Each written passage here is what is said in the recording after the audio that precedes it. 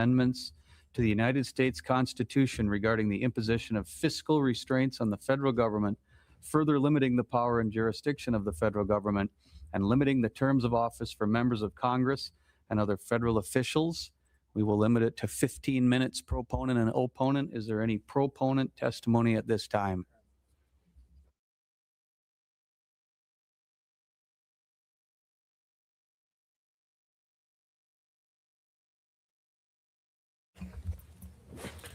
Good morning. Good morning. Mr. Chair, thank you for allowing me to be here today. We're a little caught outside as I'm running between appropriations and other bills this morning. Just pulling up right now. Obviously, I'm here today to talk about our joint resolution. My name is Brian Mulder, District 11, Sioux Falls. And introducing the joint resolution, obviously this is a topic that is familiar to this committee and this body, as it's been talked about several times over the course of the years that I've been in the legislature. Senate Joint Resolution 503 in the Convention of the States. This is something that honestly, when I first got into the legislature, I thought was crazy. I voted no on this bill several years in a row because I didn't fully understand the impact that it could have. You hear the stories about what takes place or could take place at a Convention of the States. You hear the stories, the narrative on what's going to happen if we actually pass this resolution and other states joined us. But then over time, you learn the impact of what can actually happen at a Convention of States. You learn the safeguards that are in place. You learn that actually, when we look at how Congress is operating, that we're in trouble now. And what are our options to fix that? And what are the options as the states to take back power and let Congress know that we're serious about how we want them to operate? So Convention of the States seems to be the answer. It is the answer. And I had to take time. I had to do the research. As I mentioned, I was a no vote several years in a row. And once I took the time to sit down and listen and say, where is the solution to what's taking place at Washington, D.C., and you understand the safeguards that are in place, which you're going to hear about from our next testifier, you understand that this could be the thing that sets Washington, D.C. on the right track. And so with that, I'm going to turn it over to our next testifier and let him give you some more details on the Convention of the States and SJR 503. Thank you. Further proponent testimony on SJR 503. Welcome, sir. Please introduce yourself and give us your testimony. Morning, Mr. Chairman. Morning, members of the committee. I'm former senator from Pennsylvania, Rick Santorum, and it's an honor to come back here before the committee and have a chance to testify. And I know you've heard me speak before, so I think I'll just do what Representative Mulder suggested, which is sort of cut to the chase of the concern that I'm hearing from many members about how this will function and the safeguards that are in place. The principal safeguard is the one that the founders put in place to amend the Constitution. The Constitution's, since the founding, has been amended 17 times, 15 are still in place. Prohibition was passed and repealed. It's really hard to amend the Constitution. In fact, it's the hardest thing to do in the United States of America in a governmental entity. There's no body, there's no bar that is as high as getting 75% of the vote. Imagine if you had to get 75% of the vote on any controversial issue here. I mean, it's impossible, particularly in the environment today. Well, imagine amending the Constitution, what the stakes are there, how much consensus there must be. And if you go back and look at the 15 amendments that are in place right now, they had overwhelming support within the American public. That's what passes. I mean, you had a bill. I'll use the example of the most recent failure, which was the Equal Rights Amendment. That was something that had overwhelming popularity, certainly among the elite class and those who were pushing for it, but it failed because it didn't have broad enough support. I just share that with you is that when people say, well, bad things can happen, all sorts of horrible things can be adopted, the reality is no, that's simply impossible. And the founders made it really hard for a reason. The Constitution is the broad base upon which our republic is founded upon, and it has to have a broad base of support. And so the idea that either the far left or the far right are going to use an amendment to the Constitution process to get radical ideas forward is absurd. By definition, it can't happen. And so I understand where people say, well, this could happen, this could happen. I go to Justice Scalia, who back in 1979 was a law professor at the University of Chicago and was asked by the American Enterprise Institute to debate 3 other professors about an Article 5 convention. And just so you understand, Article 5 convention is not a constitutional convention. It is not a convention to rewrite the Constitution. It is in the Constitution as the mechanism to offer amendments to the Constitution. And he was arguing about it, and these 3 other professors were expressing concerns. And he said, is there risk of having an Article 5 convention? And the answer is yes, of course there's a risk. But there's a risk today that the Congress today could pass a law outlawing Christmas. Could they do that? Yes, they could. Will they do it? No. Is there a risk? Yes, there's a risk. There's a risk when you get up in the morning and you cross the street to come to the Capitol. It's a risk of getting hit by a car. We take risk in everything we do. The question is, it is a reasonable risk. Is it a risk worth taking, given the unlikelihood of something happen versus what we know is going to happen? $38 trillion. $38 trillion is what our national debt is right now, and it's skyrocketing. I just saw a report out that, yes, revenues are up, but entitlement spending is even going up more, 9%, 10%, in a time when at least some politicians tell us we have a great economy. The reality is Washington has no governor on it. And I live in Washington area, and I've been in the Washington area now for close to 30 years. And I'm here as someone who knows, works in Washington, ran for president a couple of times. I know a lot of what goes on in that town. And I am here because, like Representative Mulder said, I was not originally a supporter of this. But the more I got into it, the more I recognized the founders were smarter than I was. They realized a time would come in America where an intervention was needed. And guess who they trusted? You. If you look at the original Constitution, they trusted you with controlling Washington, D.C. They trusted you as the people closest, not your governors. The authority rests in the legislatures and the legislatures alone. You're the ones who pass the resolution. You're the ones who ratify the amendments, not anybody else, because they came from the states. These were state legislators themselves, and they trusted you as the people closest to the people to control what they were worried about is every republic which fails from authoritarianism. And so here we are as an opportunity for the state of South Dakota to join another state that just passed a couple of weeks ago, Kansas, to become the 20th state to adopt this. There are 2 or 3 other states this year that we think have a reasonable chance. As you know, it passed in the Senate 25-9, and we're hopeful that South Dakota will be the 21st state and speak loudly to what's going on in Congress and stop the incident. You say, well, what are you going to do? I'll give you an example. You say it's going to be really hard for anything to pass. The reality is there are things that are common sense things. And when I legislated in Washington, it's really hard to cut a benefit. It's really hard to make changes to take something away from people. But one of the things that you can do is you can stop bad things from happening. And one of the things I talk about all the time is the idea of having a amendment that is proposed and I think would be ratified to limit the Supreme Court to 9 people. That would be an important thing to do. It would send an important signal to both parties that court packing is not the right way to go, that trying to seize control of the federal government through means is not the right thing to do. You could do that. That's the kind of thing that I think would come out of a convention, but no radical things. I know people talk about, we're going to balance the budget, we're going to do all these things. You're not going to get 38 states to vote for those things. You're going to get 38 states to do things that keep the guardrails on. And more importantly, why I'm so much in favor of you folks having a convention is because you assert yourself, I should say reassert yourself as the top of the food chain. Again, under the Constitution, you were the top of the food chain. State legislatures appointed United States senators up until 1912. For 150 years of the Republic, you controlled Washington, D.C., you gave it up.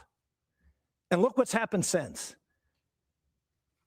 The federal deficit prior to 1912 was basically zero.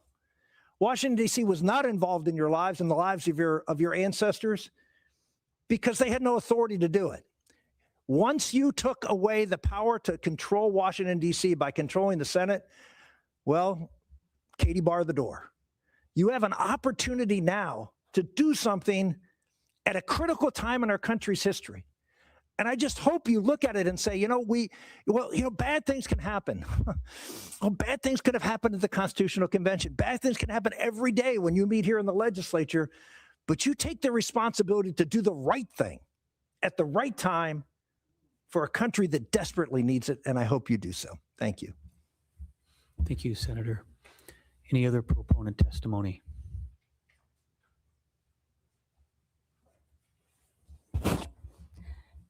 Good morning, Mr. Chair and members of the committee.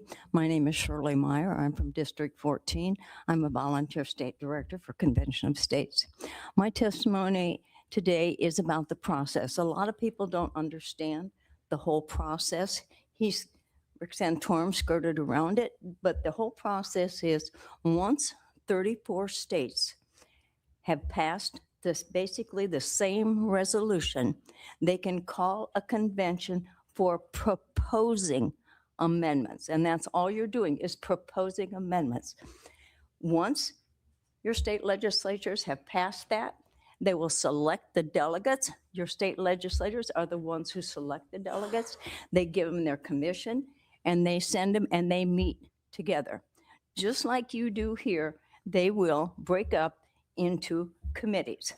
Our resolution has 3 parts to it. They will break up in 3 committees. They will come up with the amendments. I can't tell you what the amendments are or what the wording will be because it hasn't happened yet.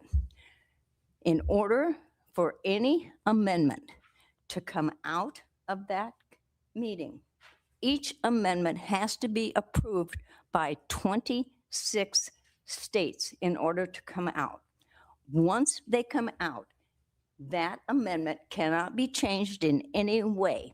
If they try to change the wording or anything, it is dead and void. Once they come out, then they go out for ratification. Each amendment that they come up with has to be ratified by 38 states in order to become a part of the Constitution like the 27 we have. That is the whole process. So for it to be able to run away or something in there, you have to have a majority of the people across this country approving of it. So I am asking for your yes vote on SJR 503. Thank you very much. Thank you, Ms. Meier. Any other proponent testimony? Okay. Online then, there is 3 on my list, beginning with Linda Schauer. Oh, no more proponents. Okay, sorry. Well then, with that, we will close the proponent and move to opponents. Are there any opponents in the room? Start in the room first. You need help from a page? Yeah.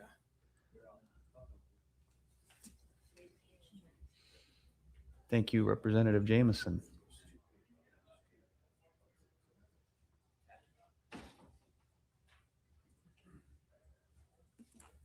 Good morning. Good morning. My name is Michael Boyle. I'm a pastor from Parkston, South Dakota. And I just want to speak to some of the proponent arguments while my exhibit's being passed out. One of the things that you heard so far this morning is that this is going to put the state government back on the top of the food chain. This is your guys' opportunity to assert your dominance. And I just want you to remember that idea because we're going to be talking about that as I get into my testimony. Only majority support will pass, because a lot of people are required to get this thing through. And, you know, we have had 27 actual amendments, not 17, but which one was the popular one? Was it the 18th or the 21st? Which one was the popular one that required all the support? What about the 17th? I think probably a lot of people in this room would agree that the 17th was, looking back, not a great idea for the states. But it actually had overwhelming popular support when it went through. We are told that the founders trusted you to control the federal government through this Article 5 process. And finally, we heard that we aren't going to get a balanced budget, and we're not going to get any cuts in benefits. The only thing that we're going to get out of this is maybe limit the Supreme Court to 9 justices. So I want to just introduce this information here that you have now hopefully in your hands. Up until last year, you know, one of the proponents said we've been doing this for a long time, and that's true. And up until last year, we really didn't have any federal guidance on what does the application process look like and what does the state authority have from the federal perspective. And we had a lot of Supreme Court cases on Article 5, but they were almost all dealing with the ratification. Once we actually have an amendment, what is the process of ratification?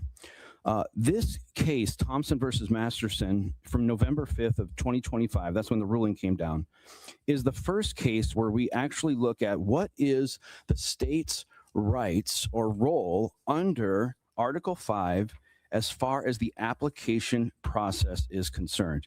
And just to give you a quick backdrop, Kansas wanted to pass the COS Article 5 resolution, and they did do that by a simple majority, but their constitution required a 2/3 majority in order for it to pass. And when you think about the state's control over the process, there is no higher authority than our constitution. And so Kansas wanted to put it in their constitution to say, if you're going to pass this, you got to get 2/3, right? The idea of this has to have overwhelming majority. They didn't have that, but they did get simple majority. And so they went to the federal court and said, hey, you can't force us to get 2/3 because this is a federal process. And the Kansas court agreed, the federal court, I'm sorry, agreed with them. This is a federal process. And if you want to turn to page 4, I highlighted for you, it says the court has held that state legislatures' power under Article 5 to ratify a proposed amendment has its source in the federal constitution. It's a federal function derived from the federal constitution. And I quote, it transcends any limitation sought to be imposed by the people of the state. And then if you go to page 10, and a lot of these first pages are just kind of laying out standing, and there was somebody who wanted to intervene. They did not allow them to intervene. But one of the standing arguments is this a political question or is this a judiciable question? And they wanted to argue, the defendants wanted to argue that this is a political question. The court shouldn't be ruling on this because this is a political question that the states need to decide. And the court said, no, this is not a political question. This is a constitutional question. Is it the Constitution of Kansas that's over the Article 5, or is it the U.S. Constitution that is over the state constitution? And the court decided what Congress might choose to do with such an application is up to Congress to decide. Why did he say that? Because it is a judiciable question, the question that they were answering, which is, can the Kansas Constitution limit Kansas legislator as an actor under Article 5? And the reason he said that was because under Dillon versus Gloss, as a rule, the Constitution speaks in general terms, leaving Congress to deal with the subsidiary matters of detail as the public interests and changing conditions may require, and Article 5 is no exception. So Congress is the one that's going to fill in the details, not the states. It's not a political question. And then if you go to page 13, you'll see that it says, there appears to be no controlling precedent considering the application clause, as all the previous cases were just the ratification. But he notes that the authority is still from the federal Constitution, and therefore a previous case, Ohio did not have the authority to pose a referendum requirement on its legislators' ratification process. In other words, any constraint imposed by the state constitutions affecting the Article 5 power were ineffective. And then he deals with Hawk versus Lesser, which dealt with the ratification clause. And it says that the text of Article 5 suggests that logic applies to state legislatures' application as well as ratification. Article 5 uses the term legislators in both ratification clause and the application clause. They have the same meaning in both. Then he goes through other precedent in circuit courts and other courts because the Supreme Court has not ruled on this, but makes a lot of wonderful points we don't have time to get into. But if we go to page 19, it says the effort fails because the application power is conferred not by state law, but by Article 5 itself.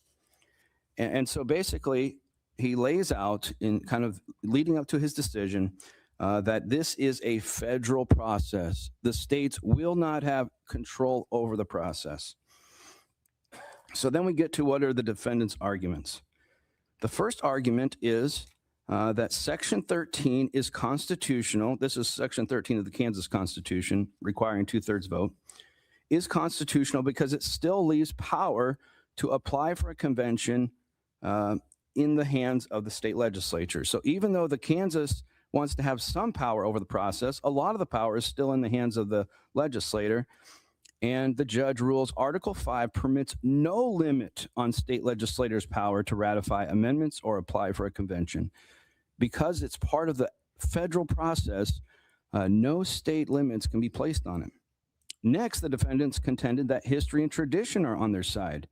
The idea is that history and tradition, if appropriately examined, it is clear that the intent of Article 5 was not to limit how the states choose to exercise this power.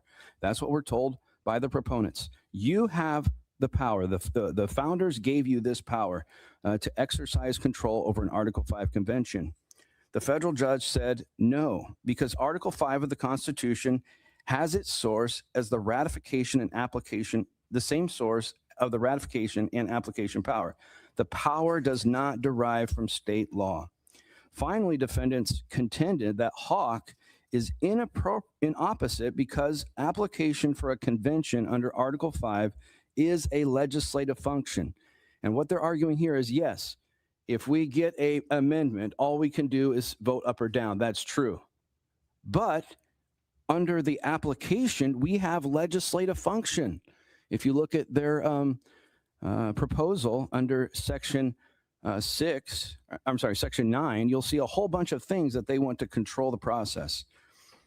The application is more like an ordinary lawmaking function. This is what the defendants argued. And the judge said, no, there is no writing of any law or assenting to it. A vote to apply for a convention is simply a vote to convene. That is all the power that you have.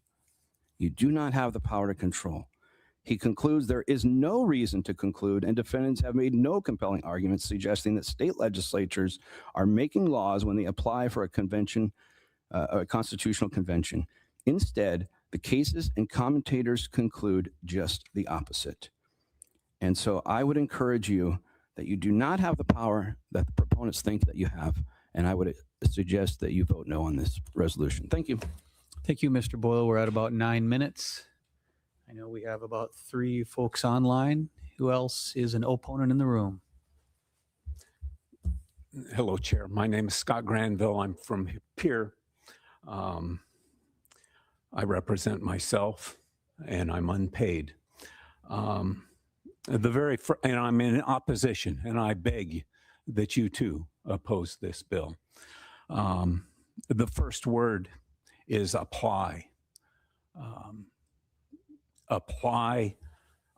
There is a simple word, and we do it all the time. I apply for a tax refund. I apply for a driver's license. I apply for concealed carry permit. With that application, I don't get to write the rules. The rules are provided to me by the body that I'm asking for the application from. And in this case, as my colleague made clear, it's Congress that writes the rules. The Convention of States doesn't get to write the rules. They've got section after section after section, safeguards designed, but those safeguards are me telling the GFP how many fish I can catch. That's not the case. Now, we can agree with the Convention of States that our Constitution is sound, and we can agree that Congress has been a bad actor. But rewriting the rules or applying to Congress isn't going to solve our problem. So please vote no on the Senate Joint Resolution 503. Thank you. Thank you, sir. Any other opponents in the room? Okay, moving to online. The first one on my list is Linda Shower. Ms. Shower, can you hear me?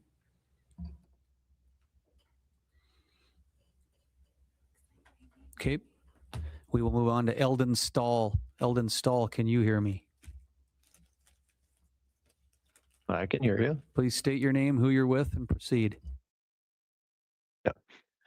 Eldon Stahl. I'm with myself, representing myself. And so I'm opposed to SJR 503. Number one, South Dakota has two other applications on the books right now for Article 5 Constitutional Convention. One asking for a federal balanced budget amendment and another asking for a term limits amendment. Both would be covered in this resolution. The Senate just passed another resolution asking Congress for a convention for an amendment to keep the number of Supreme Court justices at 9.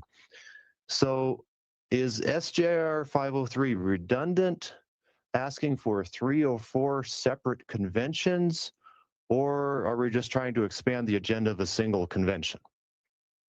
Number two, if the legislature itself can't agree why it wants a constitutional convention, and many other states can't either, why should we expect the state delegations to such a convention to limit the convention agenda? Now, if you say state law would limit delegates, how do you expect to exercise jurisdiction on a crime carried out, in all probability, at a convention held outside South Dakota? Third, shouldn't we at least consider the reservations held by James Madison, father of the Constitution, about the wording of Article 5? For example, from Madison's notes of the 1787 convention, September 10th, quote, Mr. Madison remarked on the vagueness of the terms, call a convention for the purpose. How was a convention to be formed? By what rule decide? What was the force, or what the force of its acts, end quote. And from September 15th, quote, difficulties might arise as to the form, the quorum, etc., which in constitutional regulations ought to be as much as possible avoided, end quote. But proponents will tell you such concerns were dreamed up by 20th century progressives, and the founders knew exactly how a convention would work. Well, if so, why didn't the father of the Constitution know? And why did he have such concerns? And last, amazingly, you just heard proponents say it's impossible to add dangerous amendments to the Constitution. In the same breath, they talked about the 17th Amendment, how you gave away state sovereignty. And by the way, we also have the 16th Amendment and the 18th Amendment. This is income tax, losing state sovereignty, prohibition. By the way, the 16th and 17th, South Dakota, unfortunately, unanimously ratified back in the day. I read the journal. Let's not get fooled again. So I would say for the 14th time in 13 years, please kill this resolution. Thank you. Thank you, sir. Any further opponent testimony? None online. Okay, well then we'll offer the prime or his or her designee a chance for a rebuttal. Thank you, Mr. Chairman. Rick Santorum again. I want to address the pastor's comments on Kansas. Kansas is a situation in which the people of Kansas amended their constitution to require a 3/5 vote on any Article 5 resolution. There is something called the Supremacy Clause in the United States Constitution, which lays out that the federal constitution, if it's in conflict with the state constitution, is supreme. And it's interesting because for a long time, COS tried to pass in Kansas, and we were thwarted by the 60% requirement, the 2/3 requirement, I should say. And it wasn't because of the Kansas Constitution. It's because the legislatures themselves passed rules in their rules when they would convene to require 2/3. And if the legislature did that, we would attempt to get 2/3 and we lost, and we went away and went home. Why? Because the legislature can raise the bar. Why? Because the Constitution gives the legislature the power to set the rules for approval of a resolution, not the people of Kansas. So this was not an issue. I don't know what, I can't go through all the things he said, but this was an issue that said the United States Constitution gives the legislature sole power to approve resolutions, and the state constitution through the people cannot raise the bar. So it was just a clear supremacy clause issue. What happened is not only did before that court case came down, the House and Senate rules were changed to not reflect the 2/3 requirement.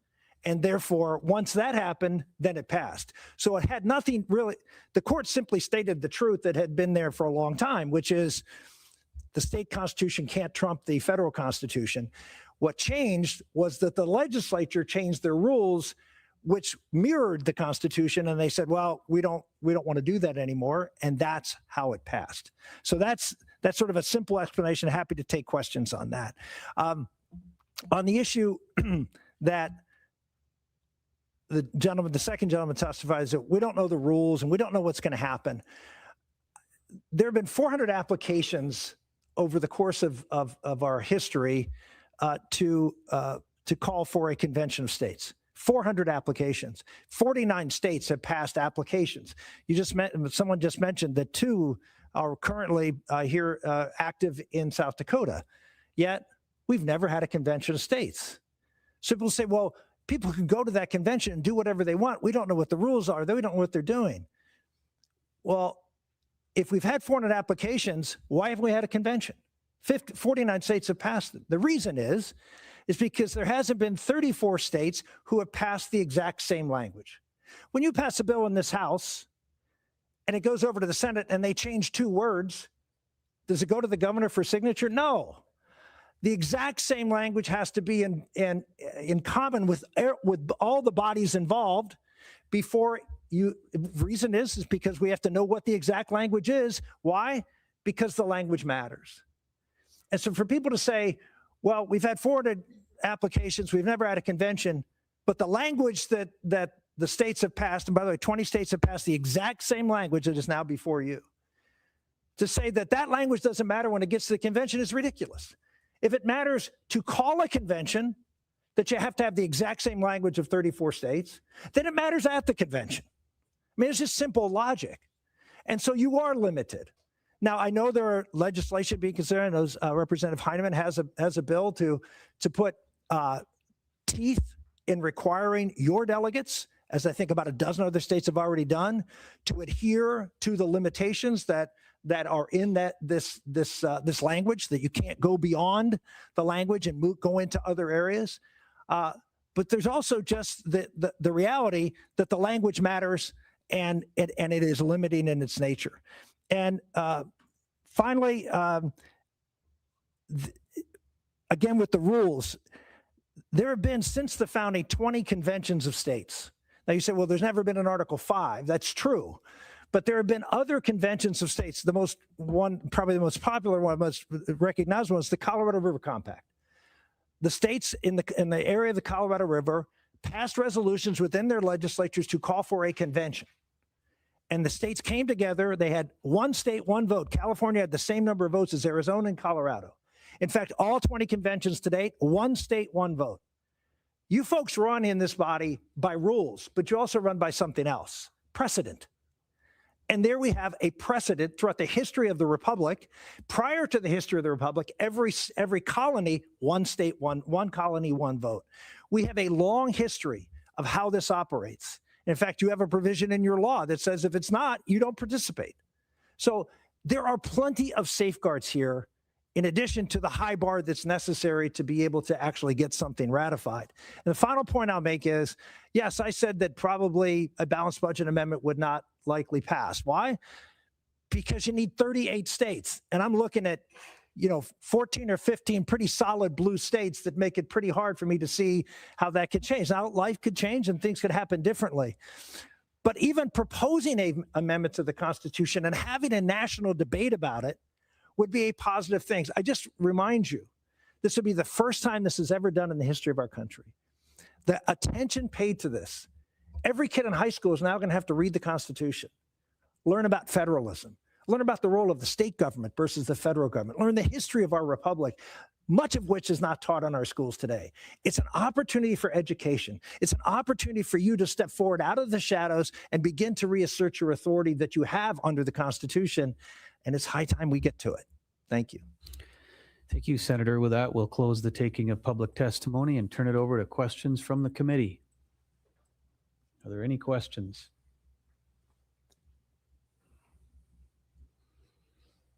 I have one for Senator Santorum, if nobody else wants to start. Maybe an easy question, I don't know. It's just, thank you.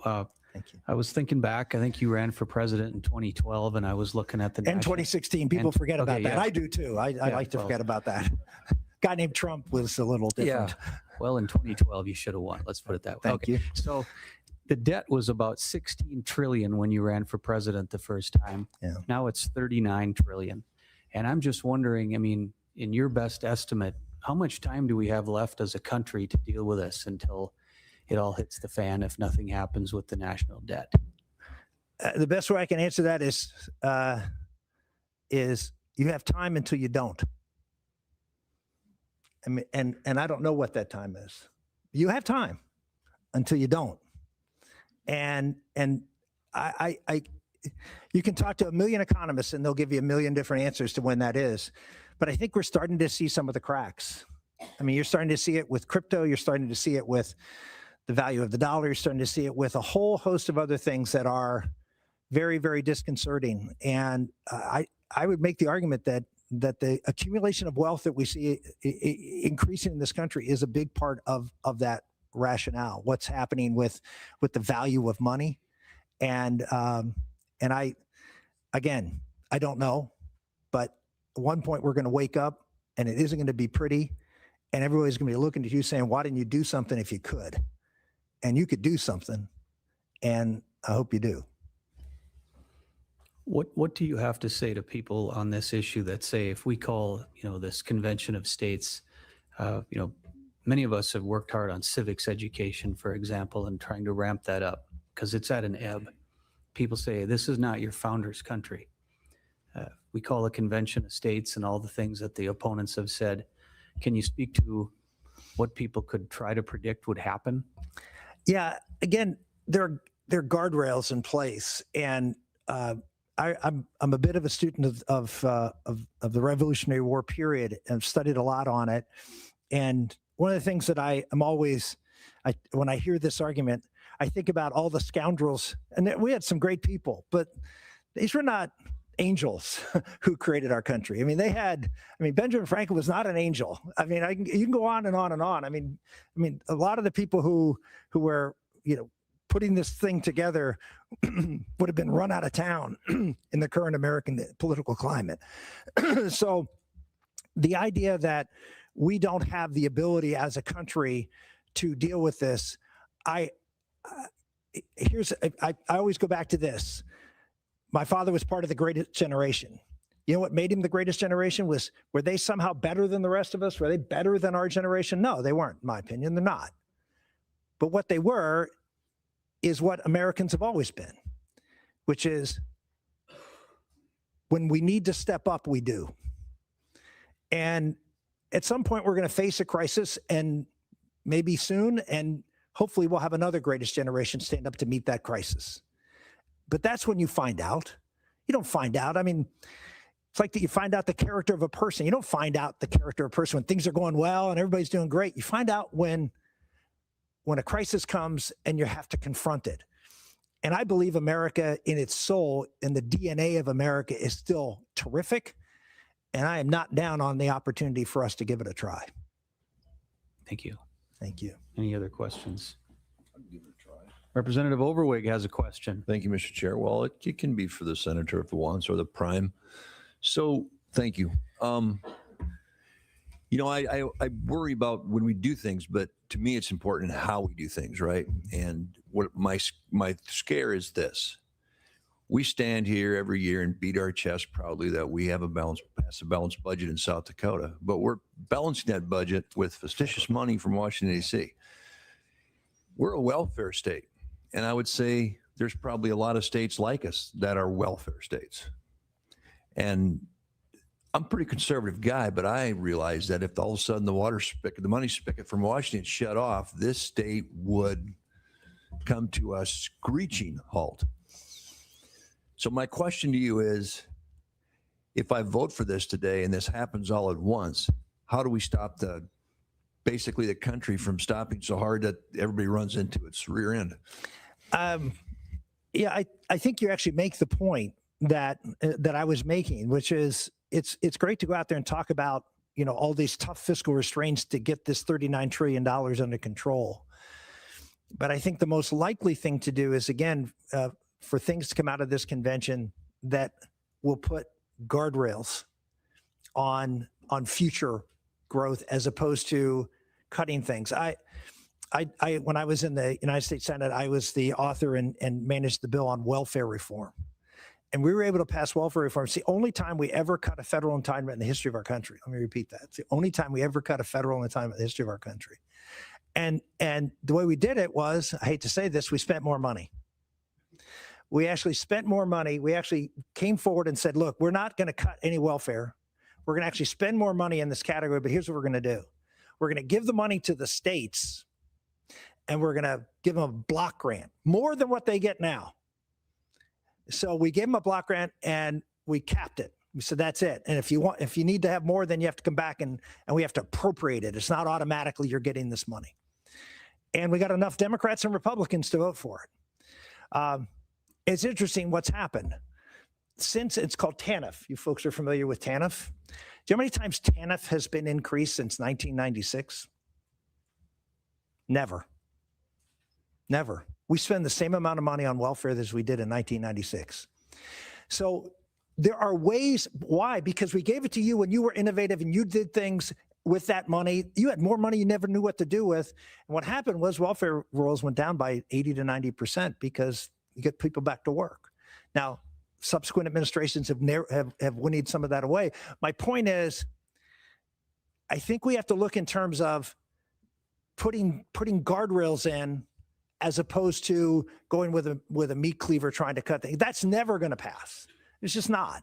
But if you can do things to create structure that help control spending, that's where you can be successful. And so I think something like that is much more likely. And that's going to be, again, I don't think people realize what a big deal this is going to be. This is going to be a national event. There's going to be all sorts of media coverage. There's going to be this will go on for, I'm sure, 2, 3, 4 months. You'll have people coming in testifying about every single word on the amendment. It's going to be, I just think it's going to be a wonderful rebirth of American, citizenship and civic information.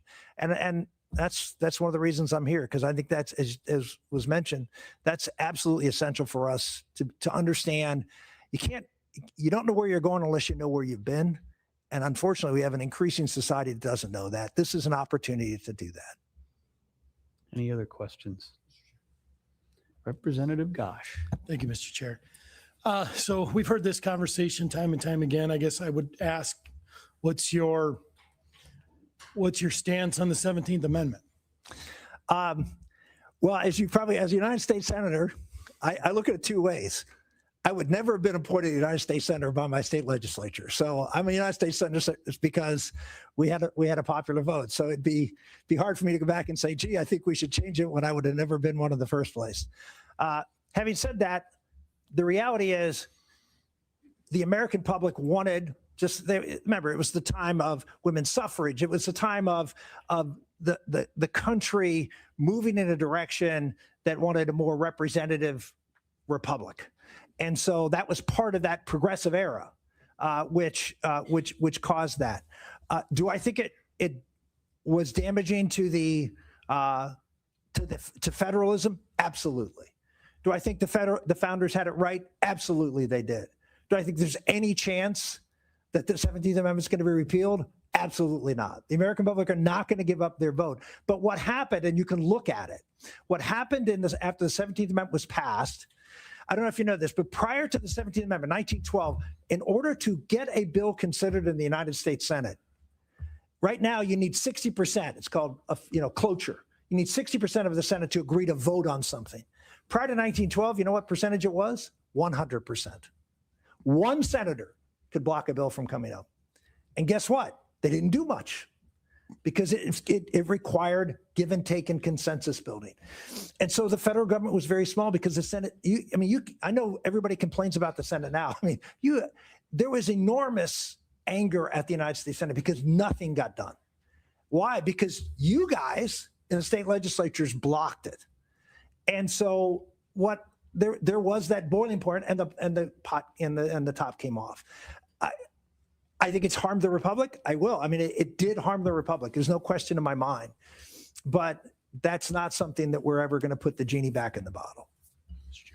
Follow up. So the 17th Amendment, and we've got some kids in here, so I want to kind of get a little bit into the weeds here. But so the 17th Amendment wasn't put in place by a convention. It was put in place by Congress. It was put in place by, actually, if you look at it, state after state after state were passing resolutions to change. So the state legislatures were passing resolutions to popular elect. And in fact, you were seeing a move that was getting close. In fact, they were getting very close to the 2/3 required. And that's when the Congress stepped in and said, okay, we'll do it.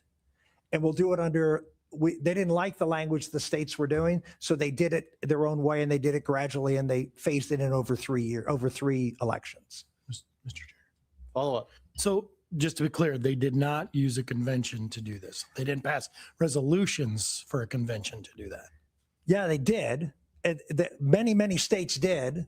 And it precipitated the Congress to come in and sort of cut off what was eventually going to happen, which is the states were going to call a convention to change this. And the Congress said, okay, we see this is going to happen.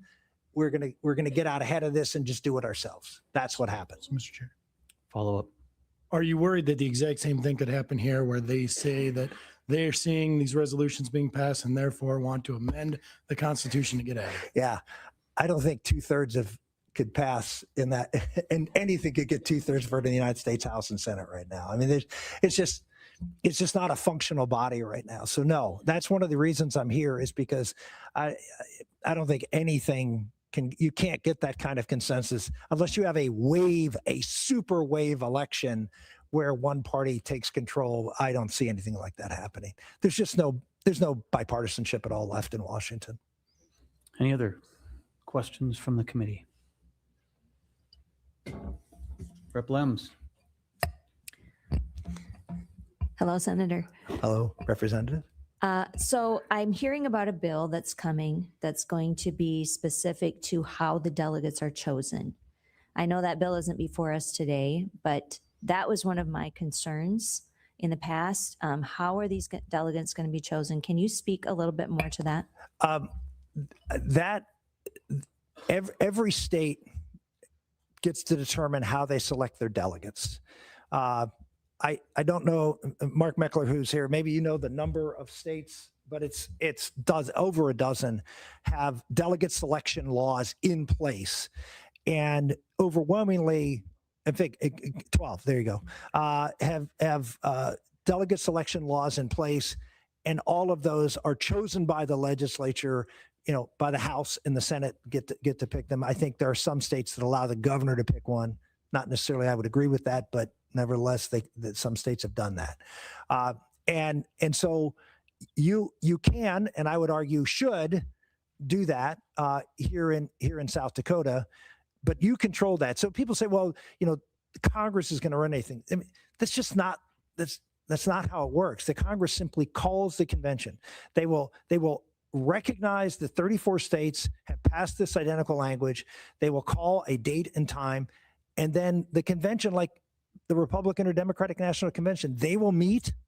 They will have a committee on rules. They will have a committee on arrangements. They'll have committees on everything to decide how the convention will operate. The Congress will have nothing to do with it. The Congress in the past had tried to do this, but they never succeeded. And again, I don't see any possibility of that happening now. Okay. Any other questions? Okay, thank you, Senator. Seeing no further questions, we'll move to committee discussion and/or action on SJR 503. Representative Heineman. Thank you, Mr. Chair. I move to pass. Motion by Heineman, seconded by Hansen. Do pass. Is there any discussion? Representative Heineman. Well, I appreciate the conversation that we've had and a very good explanation. It's difficult to revisit this discussion because fatigue starts to set in as well. I get that. I think I've heard this presentation 8 times, not more than that actually, but 8 different legislative sessions. But I come back to you can go through all the details and spend a lot of time arguing with your friends, which I consider friends. But it comes back to the issue of it takes 34 to call it. It takes 38 to ratify anything that comes out. And those of you that don't trust that system, that's a high bar.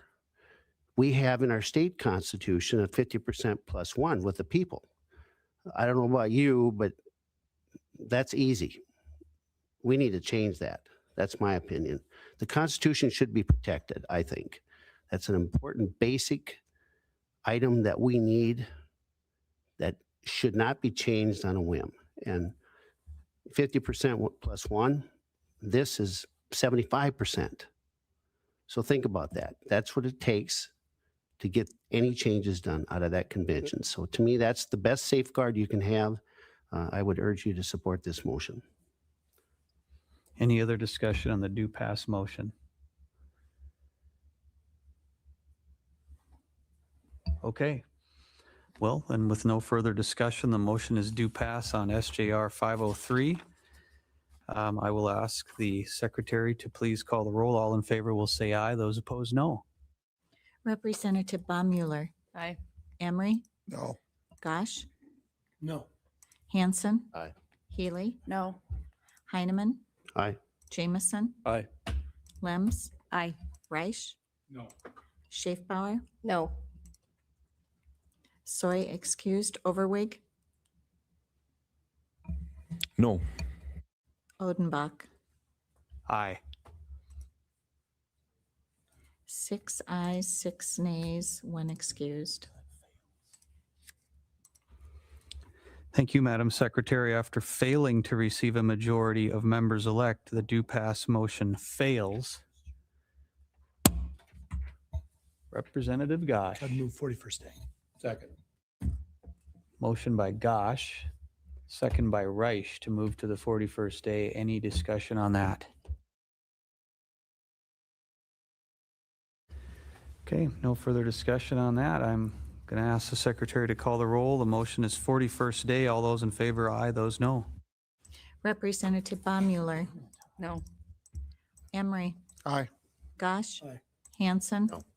Healy. Aye. Heineman. No. Jameson. No. Lems. Aye. Reich. Aye. Schaefbauer. Aye. Soy excused. Overwig. Aye. Odenbach. No. 7 ayes, 5 nays, 1 excuse. Okay, after receiving a majority of members elect, the 41st day motion passes. SJR 503 is sent to the 41st day. That concludes our agenda for today. Reminder, we'll meet again after we gavel out 15 minutes later. So at this time, the chair will entertain a motion to adjourn. Motion by, Okay, folks, you have been watching a hearing of the South Dakota House State Affairs Committee in consideration of our Article 5 Convention of States application, SJR 503.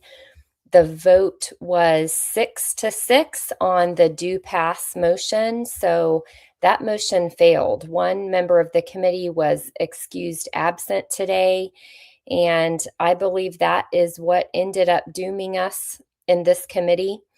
The committee then took up a motion to move the bill to the 41st day, and that motion passed by a vote of 77-5. And frankly, folks, I'm going to have to refresh myself on the South Dakota House rules to remember exactly what that means. But I think that is a procedural move to keep the resolution from being brought up again before this committee this session.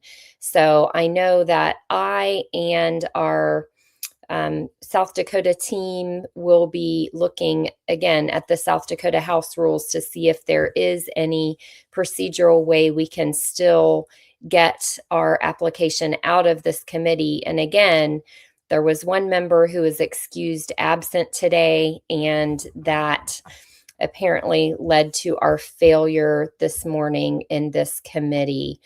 I believe Producer G is going to be working to get our regional director, Deanna Becket, up for an interview so we can hear her thoughts on what happened there. We also saw South Dakota Volunteer State Director Shirlee Meier was in that committee and gave testimony this morning. Shirlee is a longtime powerhouse Convention of States supporter and volunteer, so I'm hoping we'll get to hear from her as well. So just a brief recap, we heard from our House sponsor, Representative Brian Mulder. He introduced the resolution and explained that he used to be an opponent because he didn't fully understand the impact that Convention of States could have, the impact the states could have in using their Article 5 power. Then he talked about learning the safeguards of the process and the potential that COS had. He said, "We're in trouble now. Convention of the States seems to be the answer. It is the answer." So great job by Representative Brian Mulder, our House sponsor this year. Senator Rick Santorum spoke next. He talked about how a convention would function and the safeguards that protect the process. He explained that it is really hard to amend the Constitution. It requires overwhelming support among the people. And he explained that he too was not always a supporter of COS. He said, "You, talking to the committee members, can do the right thing at the right time for a country that so desperately needs it." Now, unfortunately, this committee did not choose to do that right thing so far. And it looks like we have Deanna Becket and Mark Meckler standing by. So, hey, Deanna and Mark, that was not the result we expected out of this committee. I'm assuming that absent committee member kind of doomed us in the vote this morning. Is that your understanding? Yeah, I mean, so we expected Representative Soy to be a yes vote. We were quite certain of that. She's been out all week, actually. Mm-hmm. And so that was a definite problem for us. And also, we were surprised by the chairman's vote, to be quite honest with you. We expected him to be a yes vote. We were pretty confident of coming out of this committee. The main thing that I want to say about this, we don't like it when stuff like this happens. We're not done in South Dakota. There are procedural methods that we can use, that we are likely to use to probably what's called smoke this out. And we've done it before. We know how to do it. We believe we have the votes to do it. So I think that's probably what's going to happen. I don't want to get ahead of the train here, but that's likely what we're going to do next. We've already conferred briefly with our lobbyists and the folks on the ground here. Even our rep who presented, who was the main presenter, was very surprised by that. I mean, everybody's kind of in a state of shock right now. This is part of the legislative process. The one thing I want to say is that we are not summer soldiers and sunshine patriots. And we're here in the fight, no matter what. The fight's not over in South Dakota. I just want to guarantee you guys that it's not over. We live to fight another day. Yeah, and like Representative Heineman mentioned, that we do have a bill, a House bill, that will be dropped after this pretty soon for the delegate selection. We used to call it delegate selection. Now it's 34 ready, and that's ready to go. So yeah, we're not done. Shirlee knows. Shirlee, our state director, has been here. It's her 5th week staying in the capital city, and she knows that the work is not done. So she's planning to stay through the 34 ready bill as well. Yeah, and I always want to be honest. It's a gut punch when you see a vote go that way, and you're pretty confident that you're going to get the vote on committee, and less confident on the floor. There's just a lot more variables, but you have your whip count on the committee. And Rita, you know this because you're the one who's in charge there at the office of getting us in the whip counts and knowing where we're at. We were pretty good. We knew where we're at, but sometimes people don't show up for the votes, and sometimes people do unexpected things. There was another thing that happened that people might not understand procedurally. So when there's a do not pass vote, this next vote you heard was to move it to the 41st day. That means it's dead. It's essentially off the legislative calendar. And I was surprised because several of the people who voted in favor actually voted then to move it to the 41st day. So we're just going to have to go out. Me and Rick are both here. Now we do what we are here to do, which is we go lobby, we talk to people, we figure out what happened, we regroup, and we make a new plan. And one of the things that we were listening to, the 2 bills before us, is right at the beginning, they resurrected a bill. They pulled a bill from the 41st day, and they're going to hear it, I believe, Friday. So it can be done. It is not over. Yeah, we don't want anyone to give up. We have weathered storms like this before. Mark, you mentioned the smokeout procedure. That's what it's called in South Dakota. In other states, it's referred to as a discharge petition or discharge motion.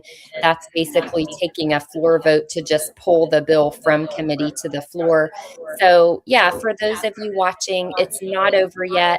We were shocked by this vote. This is not what we expected in this committee, but we've been shocked by votes before, and we will stay in the battle. Mark, what are you and Deanna headed off to do now? Hey, we're going to go back and confer with everybody and get to work. All right. That's what I like to hear. Thanks, guys. So again, we are still in this fight in South Dakota. It's not over till it's over. So you will hear more from us there. And I'll just touch on the opponent testimony briefly before we sign off. Michael Boyle, opponent, he is a pastor, and bless his heart, he claimed that up until last year, we've had no guidance on how a convention works. Well, that's not true. Lots of precedents for interstate conventions, even though we've never had an Article 5 convention yet. Then this was the really astounding thing. He brought up the case of Thompson versus Masterson, which is a case that our very own Michael Ferris was the lead counsel on. And then this pastor, who clearly does not understand what the holding of that case means, went on to talk about it ad nauseum. So that was a little frustrating, but I think, frankly, it may have lulled a lot of people on the committee.